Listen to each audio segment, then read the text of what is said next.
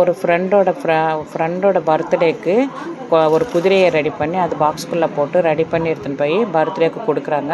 அவங்க அப்பா வந்து அதை தள்ளி விட்டுறாரு. ஃப்ரெண்டுக்கு கொடுக்க முடியலையேன்னு ரொம்ப வருத்தப்படுறாரு. வருத்தப்பட்டதுக்கப்புறம் அந்த பாக்ஸை எடுத்துக்கிட்டு வெளியே வந்துடுறாப்படி. அப்புறம் என்ன பண்ணுறாரு, தேங்காய் மரத்தில் தேங்காய் இருக்கிறத பார்க்குறாரு.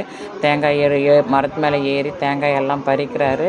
எல்லாத்தையும் பறிச்சுட்டு எடுத்துன்னு வந்து அதை உரித்து அதில் இருக்கிற தேங்காயெல்லாம் எடுத்து பீஸ் பீஸாக போட்டு அதை எடுத்துன்னு வந்து எல்லாருக்கும் சேல் பண்ணுறாரு. சேல் பண்ணி பாருங்கள் எப்படி அவ்வளோ அழகாக கட் பண்ணுறாரு பாருங்கள். கட் பண்ணி எல்லாருக்கும் பீஸ் பீஸாக போட்டு இதை எடுத்துன்னு போய் ட்ரெயினில் எடுத்துன்னு போயிட்டு எல்லாருக்கும் விற்கிறாரு.